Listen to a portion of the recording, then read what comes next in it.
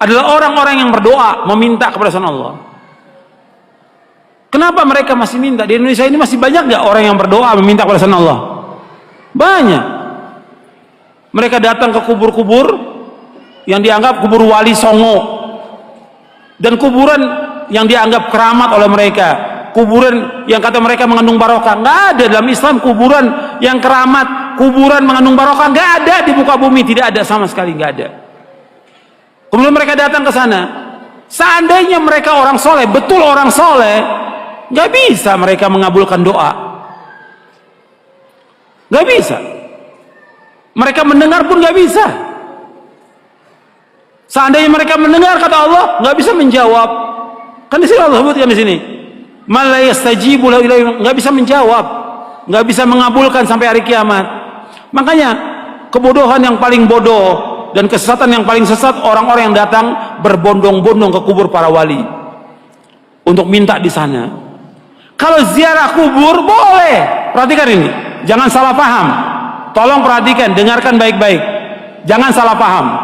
Kalau ziarah kubur ke kuburan kaum muslimin boleh, dianjurkan oleh Nabi Muhammad SAW. Ziarah kubur ke kuburannya pemakaman kaum muslimin boleh, sunnah, dianjurkan oleh Rasulullah SAW. Kata Nabi, kuntu nahaitukum an ziyaratul kubur fazuruha fa inna tudzakirukumul akhirah. Kata Nabi, aku pernah melarang kalian untuk ziarah kubur, sekarang boleh kamu ziarah kubur, karena ziarah kubur mengingatkan kalian kepada akhirat. Dalam riwayat yang lain disebutkan bahwa ziarah kubur mengingatkan kalian kepada kematian. Ziarah kubur kaum muslimin boleh, tapi ziarah kubur yang dilakukan oleh mereka ini, datang ke kuburan wali dengan niat kuburan itu mengandung barokah, bahwa orang itu soleh, suci, bisa mengangkat doa mereka ke langit kepada Allah sebagai tawasul. Mereka minta, ada yang menjadikan mereka sebagai wasilah kepada Allah, ada yang menjadikan mereka sebagai syafaat kepada Allah, ada yang mereka menjadikan mereka sebagai Tuhan yang mereka minta kepada penghuni wali, penghuni kubur itu. Ini kenyataan yang dilakukan oleh orang-orang yang ziarah-ziarah kubur ke kuburannya para wali. Dan ini kalau Anda perhatikan, kerusakannya luar biasa ini. Karena masalah akidah, masalah tauhid, mereka memalingkan ibadah kepada selain Allah yang Allah tidak redho selama-lamanya. Di dalam buku atau kitab Ushulus Tsalatsa oleh Syekh Muhammad bin Abdullah dikatakan, innallaha la yarda ay yushraka ma'ahu ahadun fi ibadatihi, la malakun muqarrabun wala nabiyyun mursal. Allah tidak redho selama-lamanya apabila Allah disekutukan dengan makhluknya, apakah dengan malaikat yang dekat atau dengan nabi yang diutus. Allah nggak redho. Maksudnya kalau ada orang yang berdoa meminta kepada malaikat Jibril, minta kesembuhan, minta rezeki, minta dimudahkan urusan, Allah nggak redho. Karena malaikat Jibril nggak bisa mengabulkan doa yang mengabulkan doa Allah.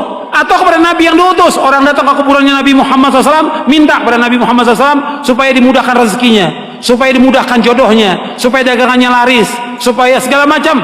Allah nggak redho, nggak redho. Kenapa? Doa itu wajib dipanjatkan dan hanya ditujukan kepada Allah saja, tidak kepada yang lain. Allah nggak redho. Hatta kepada orang yang paling soleh, Nabi Muhammad SAW, orang datang kepada kuburan beliau minta, Allah nggak redho. Makanya nggak ada seorang sahabat pun yang datang ke kuburan Nabi untuk minta sesuatu, tidak ada. Tidak ada seorang sahabat pun radhiyallahu anhum ajmain yang datang ke kuburan Nabi untuk minta sesuatu, tidak ada sama sekali. Mereka berdoa langsung kepada Allah. Begitu juga setelah wafatnya Khulafaur Rasyidin, nggak ada orang datang. Tapi belakangan di abad kedua, ketiga mulai, siapa yang melakukan pertama kali penyembahan kepada kubur yang dikeramatkan pertama kali di muka bumi? Syiah pertama kali, laknatullah alaihim.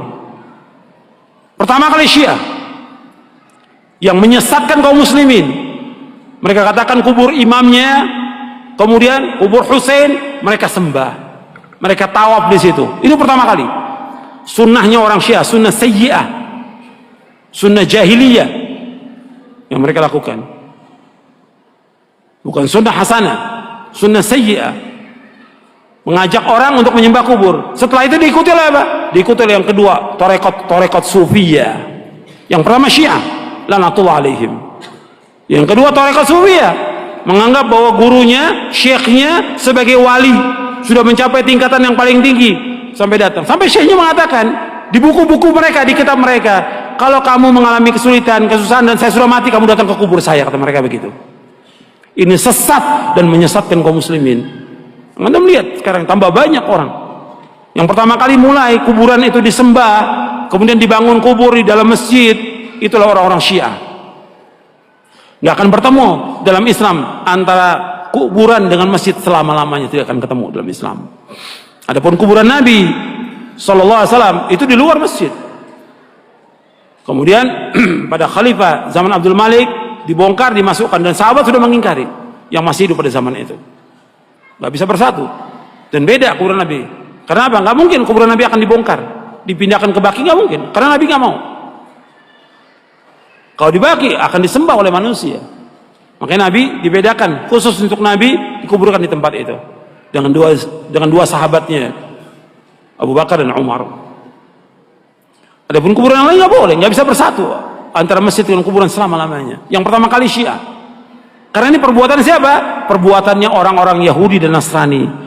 Maka 5 hari menjelang wafatnya Rasulullah mengatakan, la'natullahi 'alal yahudi wan nasara ittakhadhu qubur anbiya'i masajid wa ana anhaakum an dzalik.